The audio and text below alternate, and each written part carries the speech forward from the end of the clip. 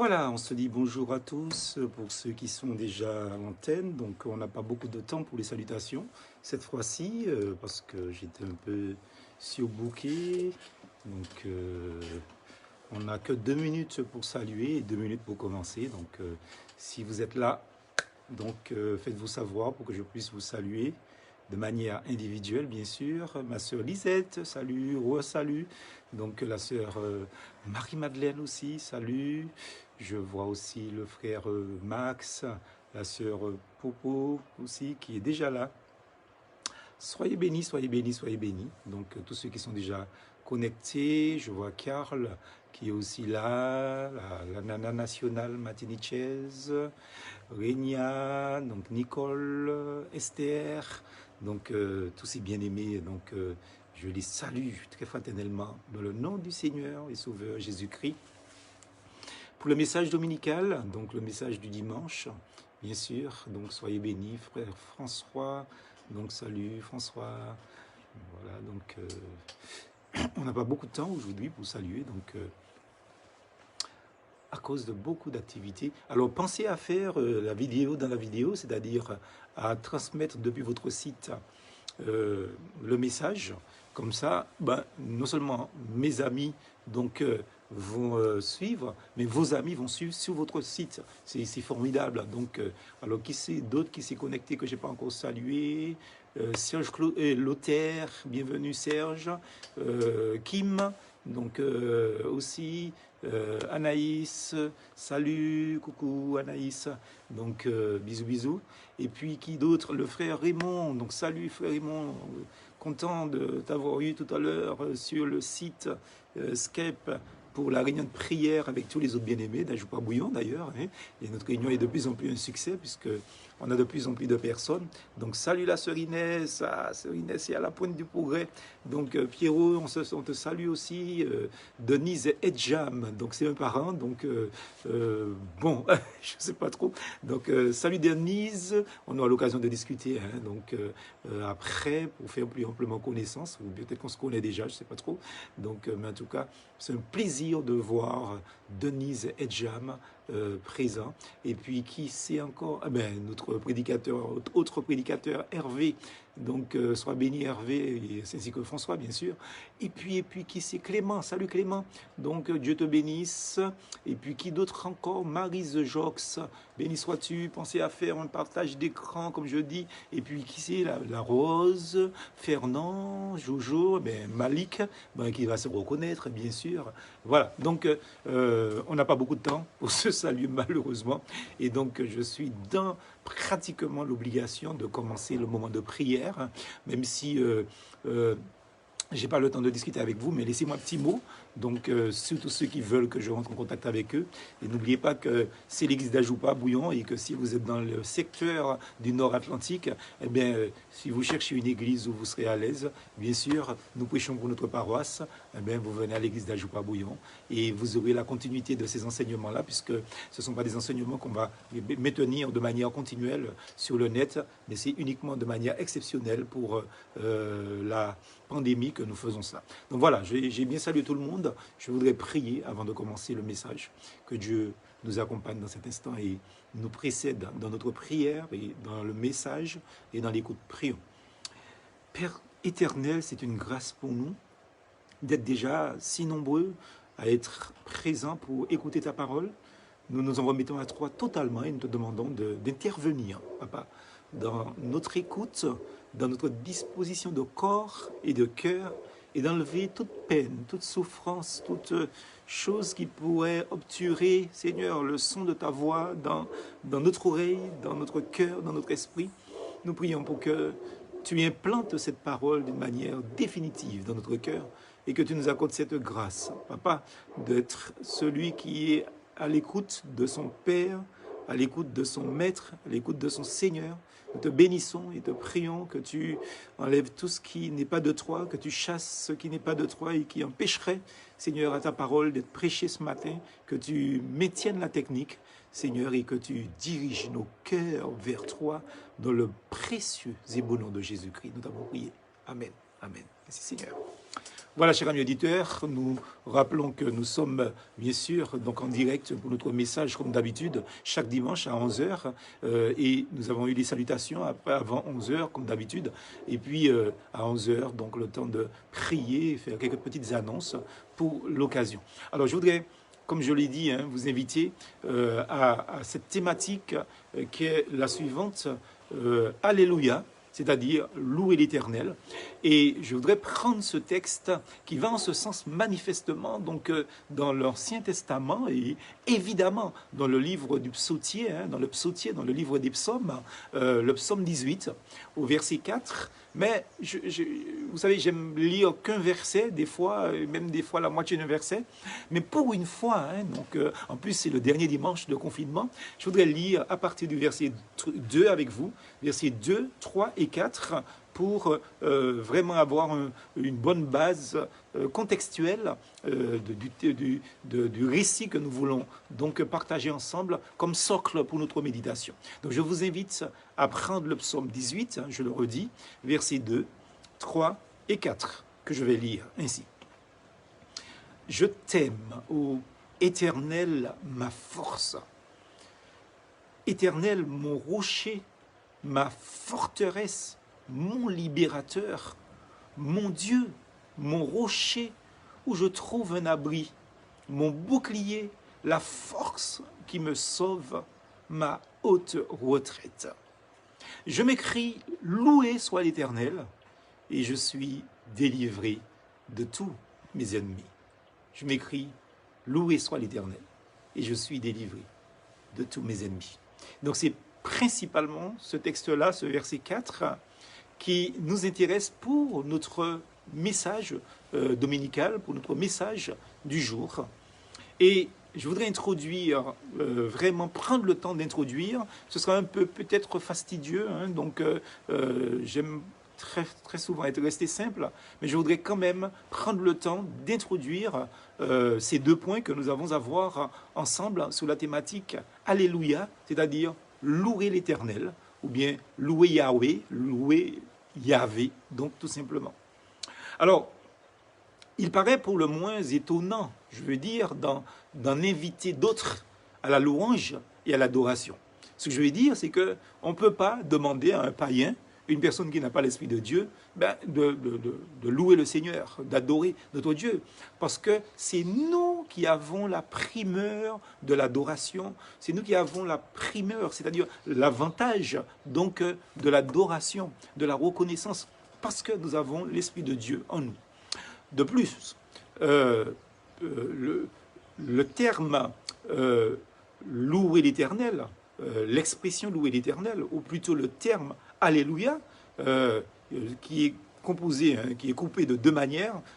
Alors, la première partie, en hébreu, c'est Ya, où on a traduit ça en français, donc Ja. Donc, comme les Rastas disent, ils ne sont pas forcément dans l'erreur, comme ils parlent de Dieu comme étant Jah, parce que, je le dis en créole là maintenant, mais c'est Jah, J-A-H, et dans l'hébreu, c'est Y-A-H. Donc, et ce Y-A-H, donc qu'on lit en français comme Jah, J-A-H, ça signifie, c'est une abréviation en fait du terme Jéhovah. Donc, que cela soit bien clair dans notre tête.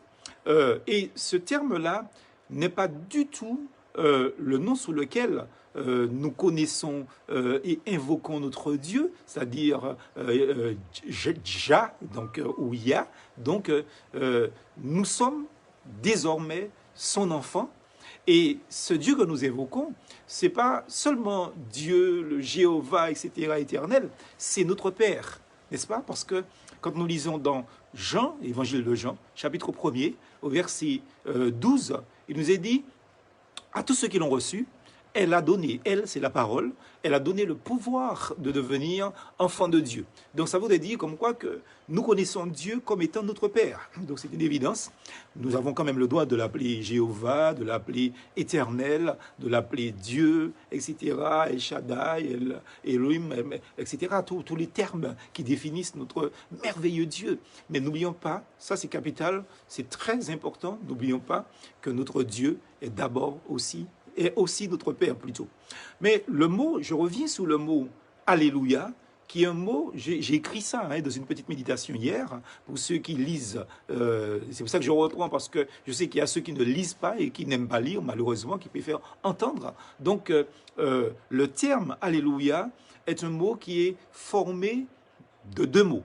Donc, le premier mot, c'est le Allel, Allé, l'Alléluia, on va dire en français Alléluia. Donc, Allel, donc H-A-2-L-E-L, donc, et qui signifie louer. Donc, Allel, Allé, louer.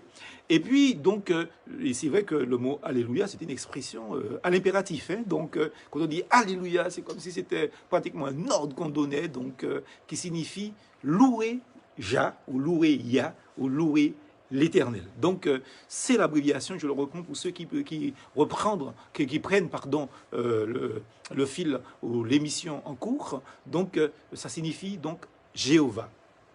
Et puis, donc, en plus de Hallel, c'est-à-dire aller, donc en français, donc, parce que Hallel, H-A-2-L-E-L, c'est de l'hébreu, et puis en français, c'est aller. Donc là, c'est clair pour tout le monde. Donc, après ce aller, ou Hallel, il y a Yah, Y-A-H.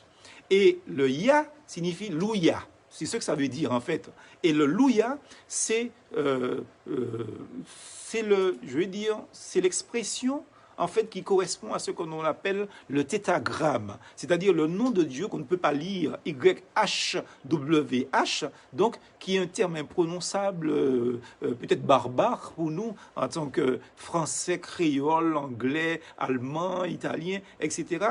Et c'est ce mot-là, donc un peu illisible, donc qu'on appelle techniquement le tétragramme, justement, c'est ce mot-là qui a donné Yahweh ou bien Yahvé. Et le mot Yahweh ou Yahvé est traduit en français par le mot éternel. C'est pour ça que dans l'expression Alléluia, donc on peut lire Allel, c'est-à-dire louer, Louia, donc ce qui signifie Yah, donc eh bien, éternel. Donc ça veut dire louer l'Éternel. C'est pour ça que c'est bien de dire Alléluia. Et quand nous avons lu tout à l'heure dans ce texte du psautier, hein, donc dans le psaume 18 au verset 4, je m'écris loué soit l'Éternel, c'est comme si David, on a traduit ainsi, mais c'est comme si David, il a dit dans le terme hébraïque, justement, Alléluia, donc Alléluia. Vous voyez, donc c'est important pour que nous puissions comprendre cela avant de rentrer dans les deux points que nous avons à voir ensemble dans cette introduction. Et c'est pour ça qu'un chrétien, contrairement à des collègues que j'ai, ils pensent que le mot Alléluia, je vais en parler là tout à l'heure avec vous, le mot Alléluia ne devait pas être employé par les chrétiens parce que tout simplement ça définit en fait ce qui se passe dans le ciel, etc. Mais je crois que, moi personnellement, d'ailleurs les chrétiens d'Ajoupa-Bouillon peuvent le témoigner, très souvent quand nos prédicateurs, ils prêchent, ils disent quelque chose donc qui me marque, qui me frappe, eh bien, je dis Alléluia, ça veut dire, je dis louer l'Éternel, béni soit l'Éternel, en gros c'est ce que je veux dire, je ne le dis pas dans le sens d'une exaltation particulière, c'est-à-dire que pour cette révélation que Dieu m'a faite, pour ce que Dieu m'a dit, eh bien, je dis loué soit l'Éternel, je dis Alléluia. Donc, alors, ça aussi, donc, je voudrais dire, quand même signifier pourquoi certains collègues à moi, qui sont des étudiants de la Bible un peu comme moi, hein, donc, ou bien peut-être c'est moi qui suis un peu comme eux, un étudiant de la Bible, eh bien, il me pose la question, mais où est-ce qu'on trouve ce mot dans l'écriture, Mathie? Alléluia, où est-ce que tu trouves ce mot? Alors évidemment, puisque nous sommes des étudiants de la Bible, nous le savons bien sûr, puisqu'on discute entre nous. Et quand vous regardez, le mot Alléluia, c'est un mot qui est employé uniquement dans le 4e et le 5e livre des psaumes, dans le psautier. Donc, le mot Alléluia n'est d'une certaine manière pas traduit textuellement ni dans le premier livre des psaumes, ni dans le deuxième livre des psaumes, ni dans le troisième livre des psaumes. Et vous avez constaté qu'on a lu là, par exemple, dans le premier livre des psaumes, et on n'a pas vu le mot Alléluia. C'est louer l'Éternel, louer soit l'Éternel. Je m'écris louer soit l'Éternel. Ils n'ont pas traduit Alléluia, et pour cause. Pourquoi on va voir ça tout à l'heure. Et puis je voudrais dire encore, on va sortir dans la technique, hein, donc rassurez-vous. Donc ce mot est employé, j'ai dit, que dans le 4e et le 5e livre du psautier, c'est-à-dire du livre des psaumes. Et puis ce mot est employé 24 fois et encore sous la forme de louria, c'est-à-dire louer l'Éternel, hein, donc dans le livre d'Apocalypse. Au chapitre 19, 4 fois, au verset 1, 3, 4 et 6. Donc, et puis, quand on fait un examen exégétique, c'est-à-dire attentif, on décortique la parole de Dieu, donc du contexte de ces textes, eh bien, ça montre aussi que cette expression ne sera utilisée que dans des scènes futures, dans des scènes à venir. Donc, pour eux, c'est une expression qui ne saurait avoir de place durant le temps actuel, qui est temporel, de la grâce, parce que c'est employé dans les contextes d'un avenir céleste. Alors, ils me disent, oui, tu aimes dire Alléluia, mais voilà, donc nous, on pense que c'est quelque chose qui n'est pas d'actualité, dans la mesure que chaque fois que c'est employé, c'est dans le contexte céleste futur. Mais remarquez, ils ne vous disent pas qu'ils sont contre. Et il n'y a rien dans la Bible qui dit que nous ne devons pas dire Alléluia. Et très souvent, les collègues qui me disent cela, c'est pour prévenir justement d'ailleurs, de l'extrême, où dans certains milieux, on dit Alléluia tout le temps, tout le temps, tout le temps, de manière exaltée. Alors c'est vrai comme quoi que il y a tous les textes dans le Nouveau Testament qui en parlent, et que je ne peux pas vous montrer, les citer et les lire là pour vous, parce que évidemment donc nous sommes dans un cadre de message, et c'est trop technique, c'est pas une étude biblique, donc peut-être rajoute pas bouillon, j'aurai l'occasion de faire cette étude avec les bien-aimés et leur montrer les textes justement qui vont dans ce sens. Mais maintenant, voyons le premier point de notre message, Alléluia, c'est-à-dire Alléluia, ou donc louer l'Éternel, ou bien tout simplement Alléluia, ce que je préfère, j'aime beaucoup ce terme. Donc, premièrement, la louange comme une dynamite spirituelle dans nos vies et dans l'Église. Donc c'est ce que je veux voir avec vous comme étant le premier thème le premier point, de notre message, la louange comme dynamique spirituelle dans nos vies et dans l'Église. Alors, David dit dans le psaume 18, au verset 4, « Je m'écris, loué soit l'Éternel, et je suis délivré de tous mes ennemis. » Donc, n'avons-nous pas remarqué que la foi, c'est quelque chose qui est stimulé. Elle est stimulée et même des fois, elle peut augmenter justement lorsque nous nous mettons à louer l'Éternel, lorsque nous nous mettons à chanter les louanges de notre Dieu. On a l'impression que nous sommes transportés par je ne sais quoi, hein, je ne dirais pas par le Saint-Esprit, je ne dirais pas par les anges, mais nous nous sentons sur une autre planète, en fait, dans une autre galaxie, parce que évidemment nous sommes en train de louer notre Dieu, notre Sauveur, notre Seigneur. La louange, amis auditeurs, doit détourner nos yeux des circonstances dans lesquelles nous nous débattons sans cesse. La louange doit nous détourner, nous faire sortir donc des tracas quotidiens que nous rencontrons, des difficultés, des problèmes que nous subissons, du stress, des pressions de la vie, pour pouvoir diriger en fait nos regards vers notre Père qui est le Dieu Tout-Puissant. Et n'oublions jamais, jamais dans la louange que Dieu est tout-puissant. Il est évident comme quoi que si nous détournons donc nos regards du temporel pour le diriger vers l'éternel, et quand je dis l'éternel, je ne pense pas à l'éternité, mais je pense à notre Dieu qui est éternel, donc eh bien, il est évident comme quoi que ça va nous aider dans les moments difficiles, dans les moments pénibles que nous subissons. Rien, frères et sœurs, je veux vous dire cela, rien, mais absolument rien n'arrive dans nos vies sans que Dieu ne le permette. Ça, c'est important que nous soyons, je veux dire, au fait de cette situation. Rien ne se produit dans notre vie sans que le Seigneur ne le permette. Parce que nous connaissons bien ce texte de l'apôtre Paul, dans Romains chapitre 8, au verset 28, où le Seigneur dit clairement par la plume de son excellent serviteur, l'apôtre Paul, il dit, mais toute chose, il n'a pas dit certaines choses, toutes choses, même ce qui semble pour nous être le pire, concourt, c'est-à-dire travaille au bien ensemble, travaille ensemble, concourt ensemble, travaille dans le sens de la volonté de Dieu, au bien de ceux qui aiment Dieu. Et on pourrait traduire ça d'une autre manière, de ceux que Dieu aime. Et ça, c'est important, amis auditeurs. Ce qui montre comme quoi que les circonstances de la vie sont, en fait, des éléments que Dieu permet dans notre existence pour pouvoir nous faire arriver au summum du bonheur. Alors ne pensez pas et ne vous posez pas de questions, pourquoi ça m'arrive moi? Pourquoi ça n'arrive pas à d'autres? Dites-vous bien que l'Éternel, Dieu, utilise cette situation pour votre bien-être.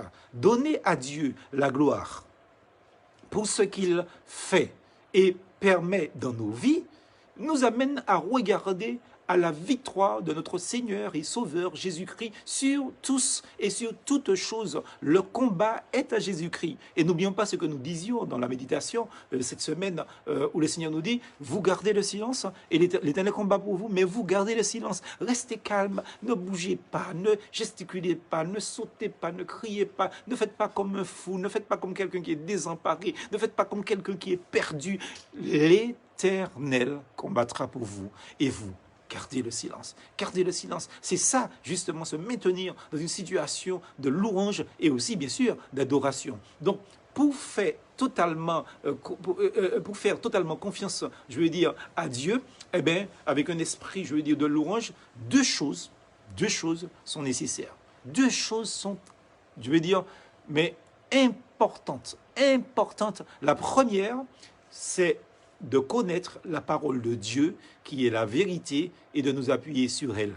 Parce que, qu'est-ce qui est dit? La parole de Dieu nous dit dans Romains chapitre 10, au verset 17, que la foi vient de ce qu'on entend, et ce qu'on entend vient de la parole de Dieu. Ne l'oublions jamais, jamais, jamais, jamais. Quelles que soient les circonstances qui se trouvent devant nous, la foi vient de ce qu'on entend. Appuyons-nous sur la parole de Dieu. Dieu a dit ça, eh bien je fais ça. Je ne cherche pas à raisonner, de sorte que je puisse expliquer les circonstances, etc., ce que j'aurais pu faire, ce que j'aurais dû faire, ce que je n'ai pas fait, et ce que je dois faire. Laissez Dieu faire, l'Éternel combattra pour vous et vous gardez le silence. Gardez le silence, il est bon pour l'homme, justement, de garder le silence, nous dit Jérémie au chapitre 3 de son livre des Lamentations. Donc c'est important pour nous.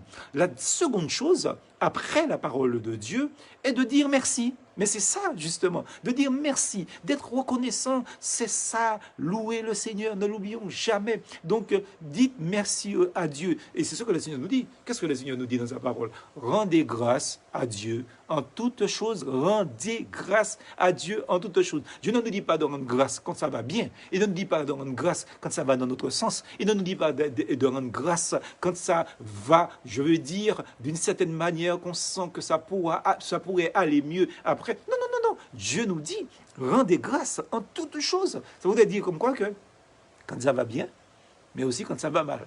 Quand ça va pas, ça va moins bien, mais quand ça va moins mal aussi. En toutes choses, rendez grâce. Donc, bien-aimés, cessons de nous préoccuper et de craindre, n'est-ce pas? Donc, au contraire, commençons par louer le Seigneur, n'est-ce pas? Et je peux prendre quelque chose de terre à terre avec vous. C'est comme si vous éclatez votre orteil sur une pierre, au lieu justement de maudire tous les saints, n'est-ce pas? Eh bien, bénissez le Seigneur que votre orteil n'est pas arraché, mais c'est juste écorché. Vous voyez, donc on a des occasions de louer le Seigneur. Alors, pour qu'une nouvelle source de joie, je veux dire, jaillisse en nous, eh bien, il faut aussi louer le Seigneur selon le psaume 71 au verset 23. Mais qu'est-ce qu'il nous est dit? Qu'est-ce qu'il nous est dit au verset 23? Eh bien, au verset 23 du psaume 71, il nous est dit, en te célébrant, j'aurai la joie sur mes lèvres.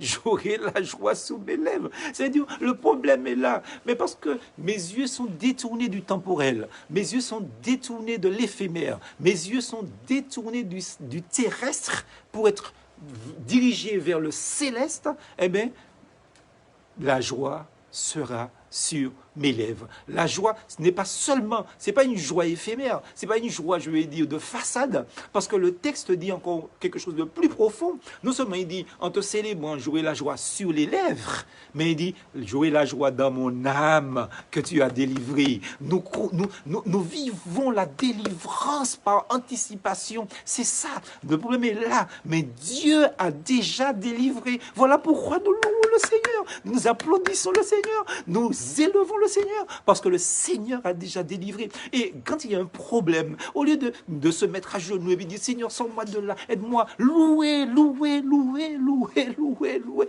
Mais c'est ce que je fais, amis auditeurs. Et j'ai toujours vu les résultats. Louer, louer. Parce que la louange nous donne cette joie sur notre lèvre. La louange nous donne cette joie dans notre cœur, dans notre âme. Nous n'avons besoin que de ça, de louer le Seigneur, d'être reconnaissant envers le Seigneur pour que le Seigneur nous bénisse. Vous savez que les grâces venant du Saint-Esprit qui habitent nos cœurs, eh bien, ce sont des choses qui se développent bien mieux avec un cœur joyeux. Parce que si le cœur est toujours aigri, si le cœur est toujours, je veux dire, rebelle, si le cœur est toujours en train de se plaindre, si le cœur est toujours en train de réclamer son dû, ses droits, etc., etc., on ne sera jamais joyeux. Mais cette louange-là que nous envoyons, comme je vais dire, quand nous disons que nous envoyons monter, n'est-ce pas, vers le trône sacré de notre Dieu, eh bien, c'est une évidence, c'est cette louange-là qui mettra la joie sur nos lèvres, c'est cette louange-là qui mettra aussi, bien évidemment, la joie dans nos cœurs et dans notre âme. Donc, si dans chaque difficulté, amis auditeurs, si dans chaque difficulté, nous nous approchons, je vais dire, de Dieu avec des louanges, eh bien, nous recevons chaque fois une mesure de joie, chaque fois une mesure de joie, chaque fois une mesure de paix, chaque fois une mesure de sérénité, chaque fois une mesure de bonheur. Et notre coupe sera pleine. Quand ma coupe déborde, dit David. Pourquoi? Parce que David, qui n'a pas rencontré de problème comme David? Vous vous rendez compte? Des fois, nous avons un petit problème par-ci, par-là, etc., etc. Et puis nous pensons comme quoi que ce qui nous arrive, personne sur la terre n'a jamais vécu ça. Vous vous rendez compte de ce qui s'est passé pour David? David, qu'est-ce qui s'est passé pour David? David, ses frères ne l'aimaient pas. Ça, c'est sûr, vous le savez. Donc, d'ailleurs, Eliab, le frère aîné, l'a méprisé avant le combat, justement, contre Goliath. Et vous avez vu que c'est David qui a délivré non seulement Israël, mais aussi Eliab des Philistins, justement. David, deuxièmement, David a eu des enfants qui l'ont trahi.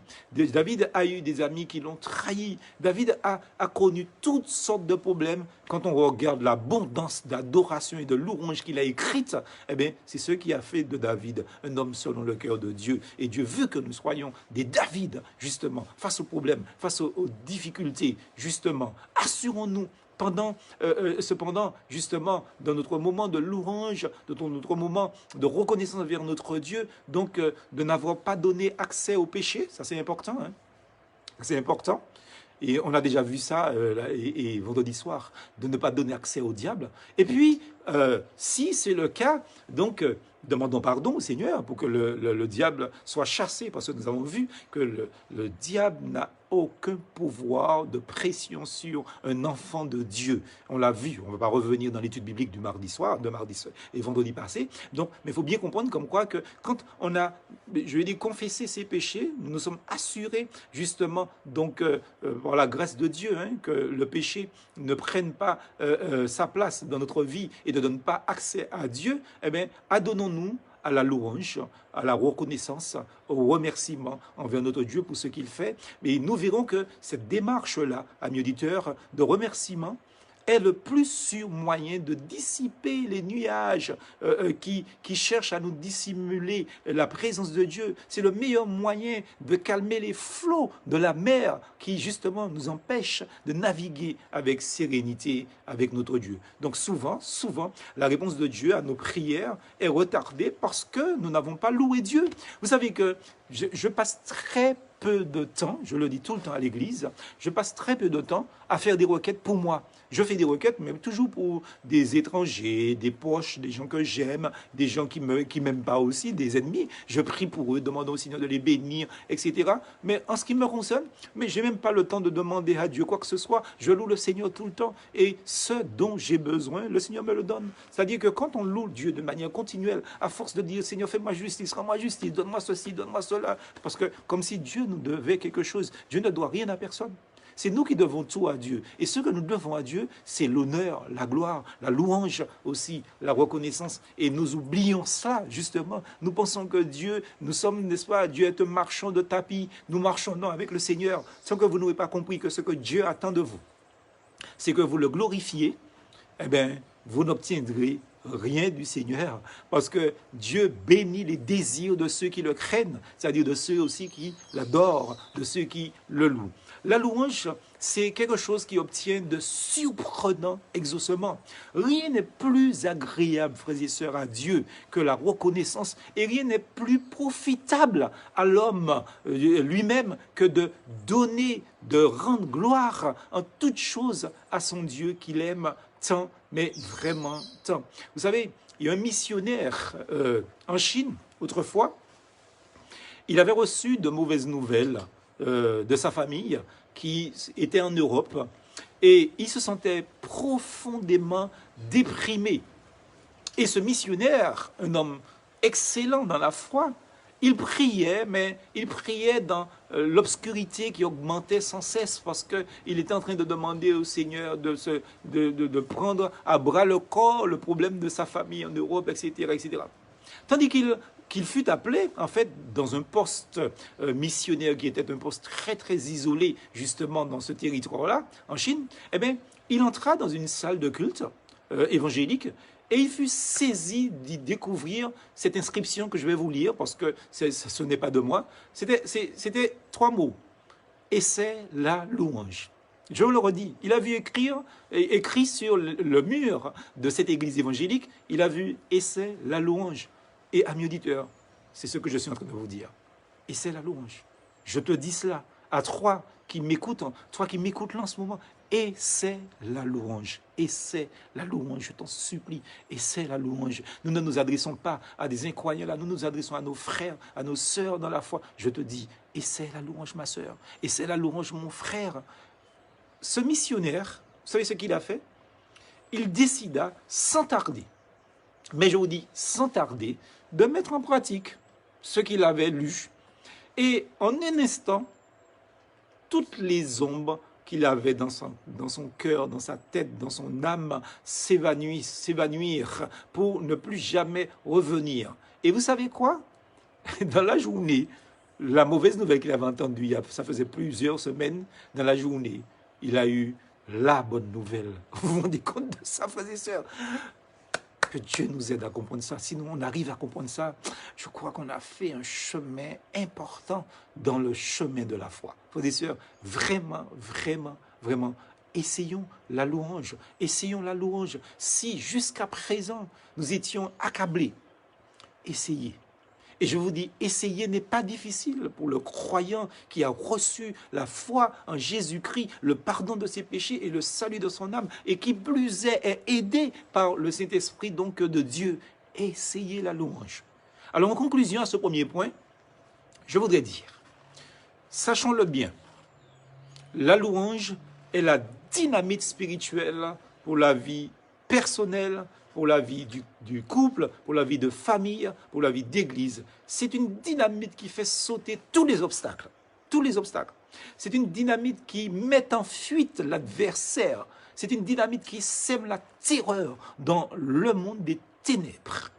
Face à un ennemi plus fort que nous, entrons nous-mêmes dans la louange et nous verrons donc les victoires que Dieu nous accordera. Ainsi donc, si nous nous trouvons en lutte contre les puissances des ténèbres, à cet instant même, levons les yeux vers notre Dieu, vers le Seigneur, et louons le Seigneur, alléluia, louons le Seigneur, alléluia, louons le Seigneur. Et même si vous dites ça, que je te loue Seigneur, alléluia, alléluia, alléluia, pendant 5 minutes, Ce n'est pas une question de force de conviction, de dire quelque chose pour avoir la conviction. Non, c'est une réalité. Nous louons vraiment notre Seigneur. Et je pense que ce sera le commencement de la victoire, comme ce fut au temps du roi Josaphat. Vous savez, le roi Josaphat, qu'est-ce qu'il a fait? Eh bien, il avait nommé des chantres, c'est-à-dire des chanteurs, qui marchaient devant l'armée de l'Éternel. Ces chanteurs célébraient l'Éternel. Et qu'est-ce qu'ils disaient dans 1 Chronique, chapitre 16, au verset 34? Ils disaient « Alléluia », c'est-à-dire « Louez l'Éternel, car sa miséricorde durera toujours ». Ils allaient à la guerre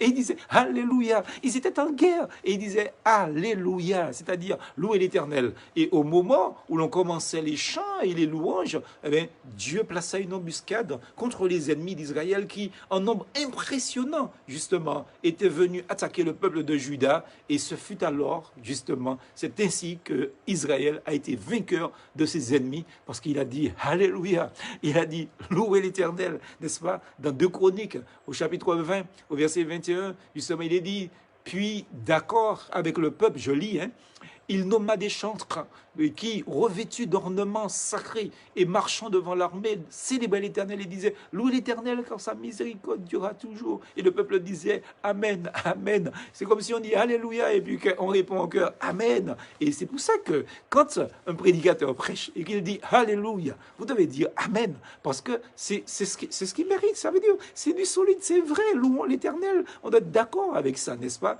La louange est aussi indispensable à notre vie qu'une source l'est pour la nature et pour l'humanité, que l'eau l'est pour l'humanité. Donc, détournons nos regards de nos difficultés et disons comme le psalmiste, Alléluia, c'est-à-dire louez l'Éternel. Alors nous recevrons donc, comme dit Ésaïe, nous recevrons un diadème au lieu de la cendre, une huile de joie au lieu de deuil, un vêtement de louange au lieu d'un esprit abattu pour servir à la gloire et à la louange de l'Éternel. Ésaïe 61, verset 3, pardon. Donc, c'est ça que Dieu va nous donner. Béni soit le Seigneur et par lequel nous recevons toutes les grâces, toutes les bénédictions. Deuxième point que je veux voir avec vous, amis auditeurs, pour clôturer, on ne clôture pas maintenant, mais c'est notre deuxième point, donc aller dans le sens de la clôture du message, que tout ce qui respire loue le Seigneur. Deuxième point, que tout ce qui respire loue le Seigneur. Alors si je vous demande la référence de ce psaume, je pense que vous le connaissez par cœur, psaume 150, bien sûr, verset 6, n'est-ce pas? Tout ce qui respire loue l'Éternel. Vous savez que nous vivons, amis auditeurs, dans un monde de plus en plus individualiste. C'est-à-dire, les gens ne pensent qu'à eux. Personne ne pense à personne. Et tout le monde veut que toutes les personnes pensent à la autre personne. Nous sommes égoïstes. Il y a des gens qui n'aiment pas entendre ça. Mais il y a un égoïsme chez les individus aujourd'hui. C'est impressionnant. C'est comme si les autres n'existaient pas et qu'on était les seuls au monde. Ou qu'on était le seul au monde. Tout nous est dû. Nous revendiquons sans cesse nos droits à vivre mieux et nous sommes jamais satisfaits. Jamais satisfaits.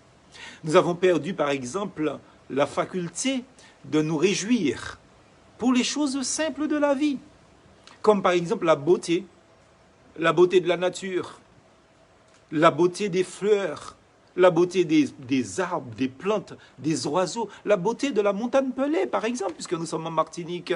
Tout cela nous laisse indifférents, vous voyez? La mer, avec ses sublimes plages, ne nous émerveille plus du tout, ou même pas d'ailleurs. Bref, nous apprécions la vie d'une autre manière, parce que nous sommes centrés que sur nous-mêmes. L'être, le mouvement que nous sommes, que nous avons, que nous faisons, justement, lorsque nous sommes privés de liberté, c'est alors là que nous nous rendons compte du privilège que nous avons, comme en ce moment de confinement. Amis auditeurs, c'est triste de voir que, et ça je vais le dire, c'est peut-être mon âme patriotique qui va peut-être parler brièvement, mais c'est triste de voir, chers frères et sœurs, martiniquais, martiniquaises, guadeloupéens, guyanais, c'est triste de voir que des Européens vendent des terres en Europe leurs terres, vendent leurs maisons, abandonnent amis et parents pour venir s'installer en Guadeloupe, Martinique et Guyane. Et à La Réunion aussi, bien sûr. Ils viennent à tes pays, Martinique, parce qu'ils estiment que c'est là la vie est belle. Et qu'est-ce qui se passe? Eh bien, les Martiniquais, les Guadeloupéens, les Guyanais, les Réunionnais, eh bien, ils prennent le chemin inverse. C'est eux qui vont aller habiter en France. C'est eux qui vont habiter justement en Europe. C'est triste de voir ça. C'est triste de voir ça. Parce qu'on estime que pas rien ici, rien pas bon, Martinique, etc. Et vous savez, donc, quand ils prennent l'avion, ils vont où? Ils vont en Europe. Là où les Européens laissent pour venir chez nous, justement. Là où les Européens ne veulent pas rester parce que la vie à bout de là. Ils ne veulent pas comprendre ça, justement. On nous a tellement assimilés à un mode de vie qui nous ruine la santé, d'ailleurs. Ce mode de vie, c'est la surconsommation. Surconsommation, fast-food, repas mal cuits, vite chauffés, etc., vite préparés. Les hypermarchés et les centres commerciaux sont devenus nos centres d'intérêt. Avant de penser à Dieu, on pense à aller faire des courses. Vous vous rendez compte de cela? Alors que nous avons le privilège, chez nous, de planter derrière chez nous, à côté, devant, etc. On a des privilèges de planter des tomates, des oignons pays, du persil, du piment, des tomates, du gombo, et j'en passe. Vous vous rendez compte, en France et même en Belgique, j'ai vu des personnes qui plantent des orangers dans des appartements. Et nous avons des petits lopins de terre, zebka poussés en ça. On ne fait rien avec, parce qu'on estime comme quoi la vie est meilleure ailleurs, justement. Peut-être aussi parce que nous ne voulons pas salir nos mains, nos ongles, justement. Nous voulons être beaux, propres et stylés, justement. Donc, vous vous rendez compte comme quoi que c'est terrible parce que nous ne voyons pas l'avantage que Dieu nous a donné en vivant dans un pays, dans un petit coin comme les Antilles. Nous sommes bénis, amis auditeurs. Nous sommes arrivés tous à la conclusion pas ni à rien en pays. Pourtant, la Martinique est une merveille. La Guadeloupe est une merveille. J'ai vécu en Guadeloupe, n'est-ce pas? La Guadeloupe est une merveille. La Guyane, c'est encore une merveille aussi, contrairement à ce que les gens disent, etc. Mais nous pensons que la vie est meilleure ailleurs. Donc, nous ne savons plus être reconnaissants. Nous ne savons plus dire merci. Nous ne savons plus admirer. Nous ne savons plus nous émerveiller de ce que nous avons. Alors le problème, c'est que le chrétien évangélique est donc tombé dans cette sorte de piège d'insatisfaction généralisée, justement, et il a aussi du mal à louer Dieu. Il ne loue pas Dieu pour ce qu'il a, pour la nature, pour les hommes, pour ce qu'il voit, ce qui le fait vivre. Il ne loue pas Dieu pour ça. Et quand vous parlez comme ça, évidemment, on dit vous êtes indépendantiste, vous êtes nationaliste, vous êtes patriote, etc. Et oui, c'est vrai, moi je suis indépendantiste, patriotique, etc. Mais on n'a pas besoin d'être nationaliste pour comprendre que nous vivons dans un pays merveilleux et que nous pouvons planter, nous pouvons bâtir, nous pouvons vivre, nous pouvons être épanouis. Les gens ne comprennent pas ça. Les gens ne comprennent pas ça. Donc, il y a un problème. Le chrétien a du mal à louer Dieu parce qu'il s'est laissé prendre dans un système qui l'empêche de s'épanouir avec son Seigneur. Eh bien, moi je dis que tout chrétien, tout enfant de Dieu doit retrouver la simplicité d'un enfant qui bat des mains justement devant quelque chose de beau. Le chrétien, justement, il doit retrouver cette simplicité de savoir dire merci avec des yeux pétillants, justement, quand il reçoit un cadeau. C'est une bénédiction de Dieu. Il faut comprendre ça. Nous sommes véritablement, je vais dire, dans un endroit où il fait bon vivre. Je vous assure, amis auditeurs, tous ceux qui ont voyagé peuvent comprendre cela. Nous sommes bénis. Et arrêtons de nous plaindre à tout instant de tout et de rien. Dieu nous bénit. Nous sommes environnés, je veux dire, de la mer. L'air se renouvelle naturellement. Je ne sais pas si vous avez déjà eu la possibilité d'aller en France ou, par exemple, en Espagne, par exemple. Prenons l'Espagne. En Espagne, en été. Eh bien, je vous dis, en été, en Espagne, eh bien, vous savez, les magasins s'ouvrent à 16 heures. Vous savez pourquoi? Parce qu'il fait trop chaud. Et tout le monde a la climatisation. Vous vous rendez compte? Ici, en Martinique, depuis le soleil levé, café bon. Nous sommes bénis, nous avons le vent. Mais c'est quelle bénédiction que nous avons. Et nous ne voulons pas dire merci au Seigneur pour ce qu'il fait pour nous, ce qu'il nous a donné.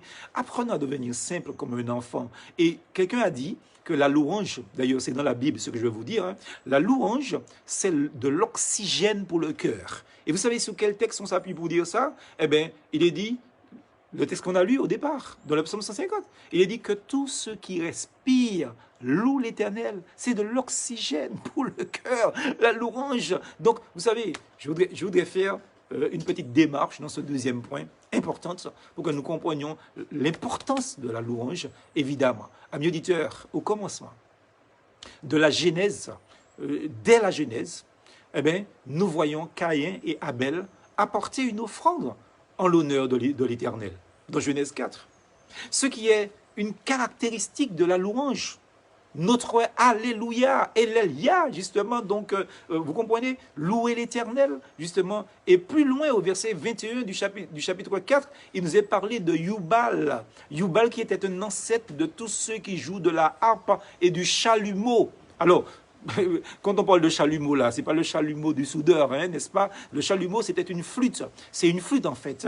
C'est ce que nous appelons en créole pipeau, qui a joué pipeau. Donc, et il est dit que Yubal est l'ancêtre de tous ceux qui jouent de la harpe et du chalumeau. Donc, dès le commencement, les hommes ont éprouvé le besoin de chanter, le besoin de jouer de la musique pour se réjouir, tout simplement. Et dans le chapitre 31 du livre de la Genèse, Laban dit à Jacob qui vient de partir sans le prévenir, il lui dit, mais pourquoi as-tu pris la fuite en cachette et tu ne m'as pas averti? Pourquoi?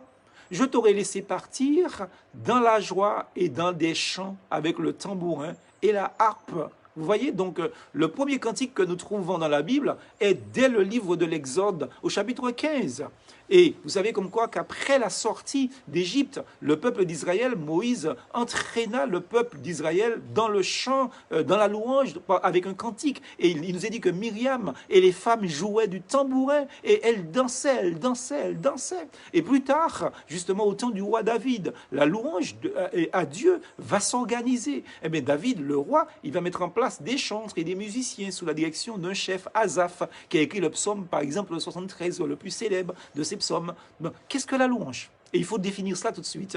Donc, louer Dieu, c'est d'abord reconnaître ce que Dieu fait ou a fait et lui dire merci pour ce qu'il a fait. Dieu est le créateur de toutes choses et de tout être.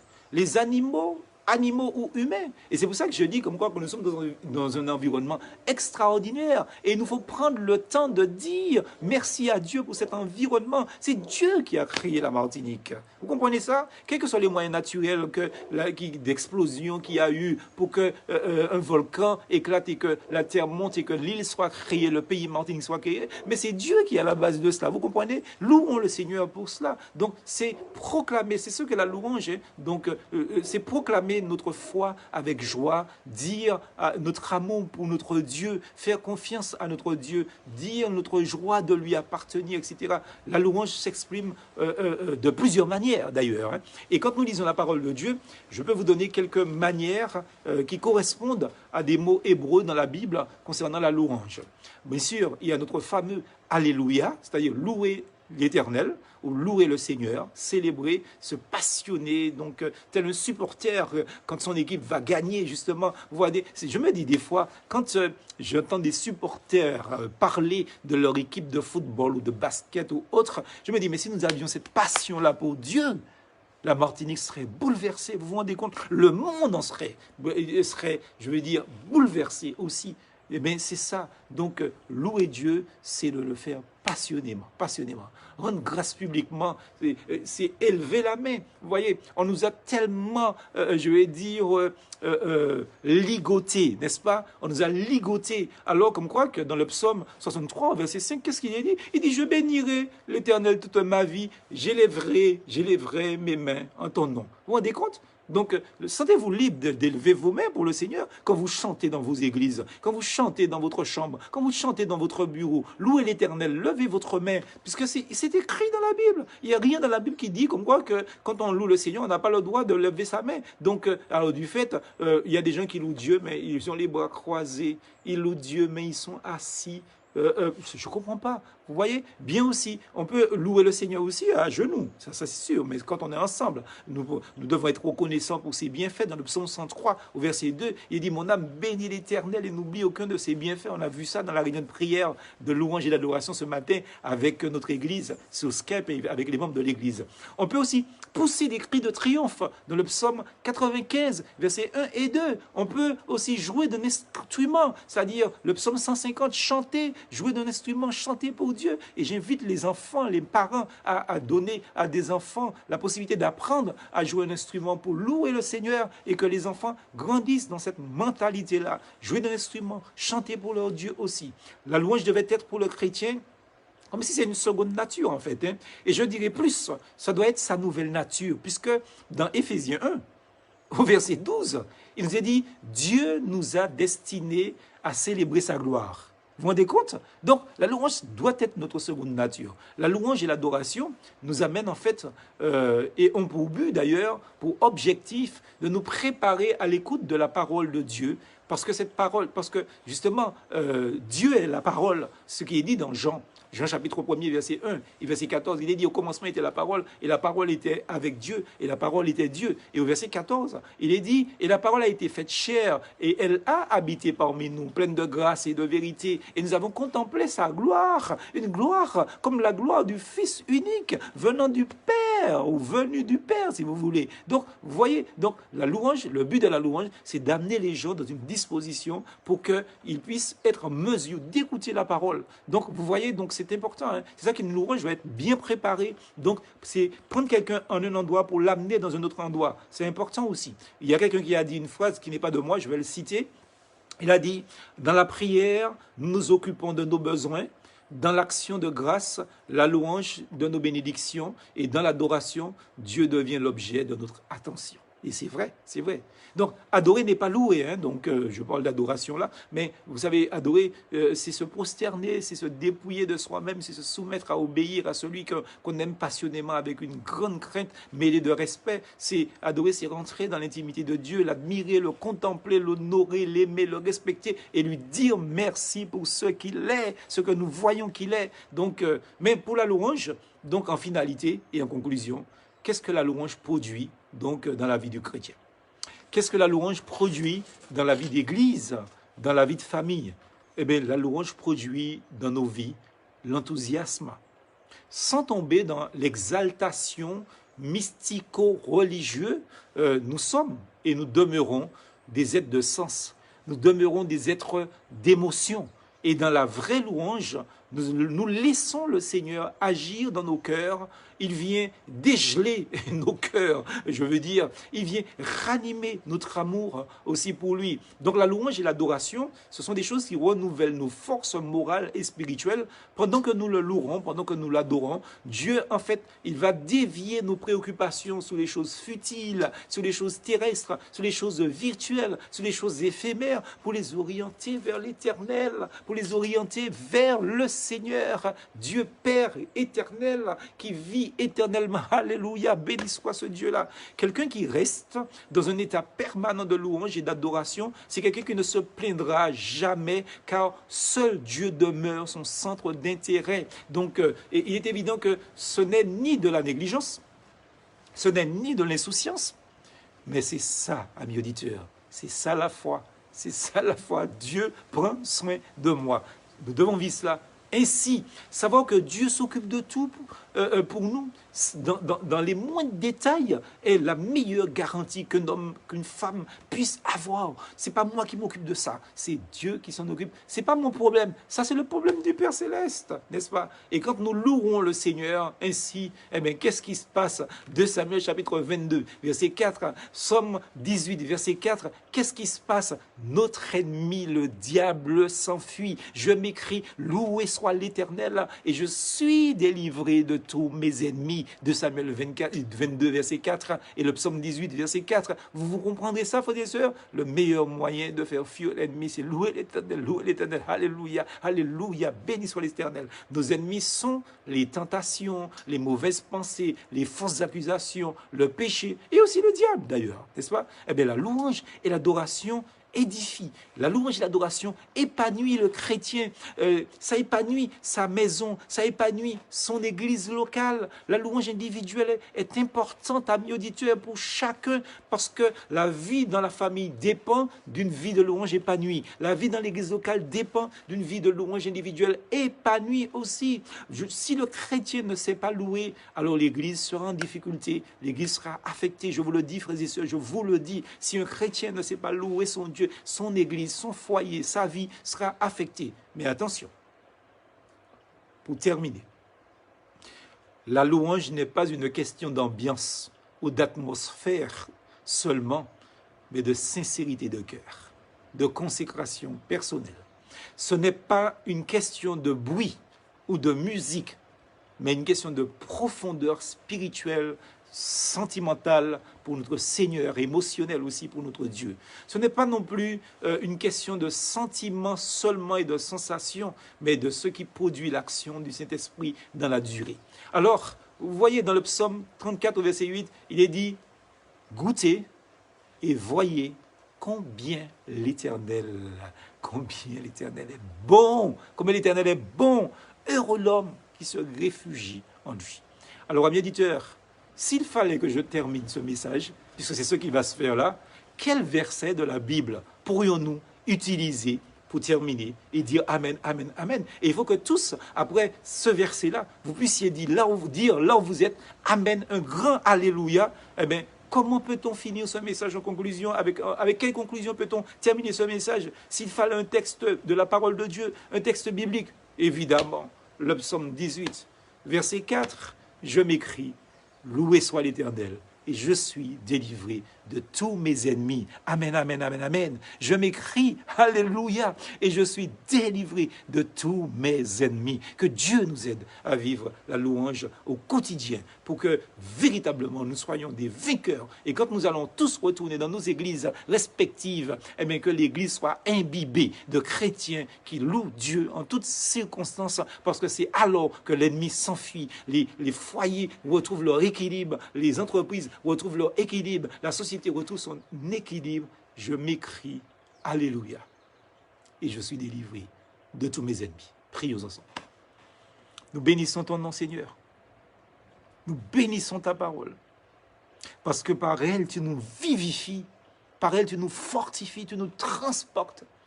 Et nous prions pour que chaque chrétien, chaque enfant de Dieu soit transporté par cette parole qu'ils ont entendue là, en direct. Nous prions aussi pour ceux qui vont l'écouter en différé, pour qu'ils soient transportés par ta parole et que leur vie change radicalement, que les problèmes ne soient plus des problèmes. Seulement toi est l'essentiel pour nous. Et nous te bénissons, nous disons Alléluia, Alléluia, béni soit l'Éternel, béni soit l'Éternel. Oh Dieu, bénis cette journée pour nous et donne-nous d'être des vrais adorateurs, mais aussi des vrais êtres et enfants reconnaissants envers toi. Au nom de Jésus, nous t'avons prié. Amen, amen, alléluia. Merci Seigneur. Amis auditeurs, que Dieu vous bénisse abondamment, abondamment. Je crois et je suis persuadé que Dieu va faire que cette parole que vous avez entendue ne retourne pas à lui sans effet. Nous rappelons que nous nous retrouvons mardi soir parce que le confinement n'est pas tout à fait fini, n'est-ce pas? Puisqu'il n'y a pas encore de rassemblement. Donc nous nous retrouvons mardi soir pour la méditation. Et bien sûr, pour l'église évangélique baptiste d'Ajopa-Bouillon, nous allons nous retrouver bien sûr au rendez-vous qui savent. Et donc, bien sûr, comme d'habitude, je vous dis la phrase. Vous savez, plus force en Jésus. À bientôt.